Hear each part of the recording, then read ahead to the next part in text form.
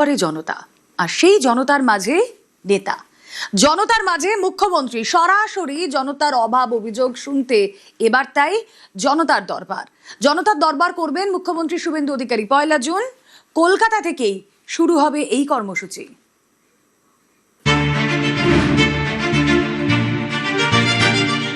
গণতন্ত্রে জনতাই শেষ কথা। জনতা চাইলে সিংহাসনে, না হলে পথে। বিপুল জনমত নিয়ে বাংলায় প্রথমবার ক্ষমতায় এসেছে বিজেপি। এবার সরাসরি সেই জনতার মাঝেই যেতে চান মুখ্যমন্ত্রী। নিজেই তাদের কথা শুনতে চান, বার্তা দিতে চান।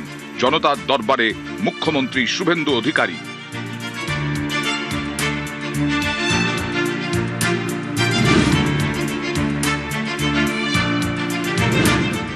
পয়লা জুন থেকে শুরু হতে পারে মুখ্যমন্ত্রী শুভেন্দু অধিকারীর জনতার দরবার। জনতার সামনে বসে তাঁদের কথা শুনবেন মুখ্যমন্ত্রী। কলকাতা থেকে শুরু হবে জনতার দরবার। ধনধান্য অডিটোরিয়ামে প্রথম জনতার দরবার হওয়ার কথা, তারপর জেলায় এই কর্মসূচি হতে পারে। জনতার দরবার হলো বিজেপির সিগনেচার কর্মসূচি। দিল্লি থেকে ওড়িশা, উত্তরপ্রদেশ থেকে মধ্যপ্রদেশ, একাধিক বিজেপি শাসিত রাজ্যেই মুখ্যমন্ত্রীদের জনতার দরবার বসে, যেখানে জনতার অভিযোগ সরাসরি শোনেন মুখ্যমন্ত্রী।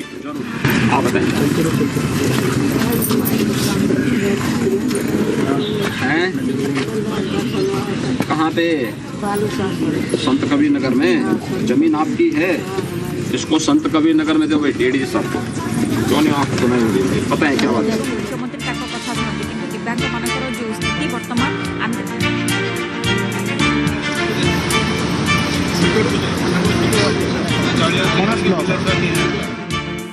এবার জনতার মাঝে মুখ্যমন্ত্রী শুভেন্দু অধিকারী।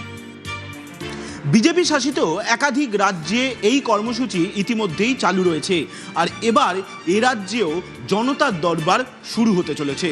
উদ্দেশ্য একটাই, সাধারণ মানুষের অভাব অভিযোগ যাতে অন স্পট সমাধান করা যায়। ক্যামেরায় সুব্রত জানার সঙ্গে সোমরাজ বন্দ্যোপাধ্যায়, নিউজ 18 বাংলা, কলকাতা।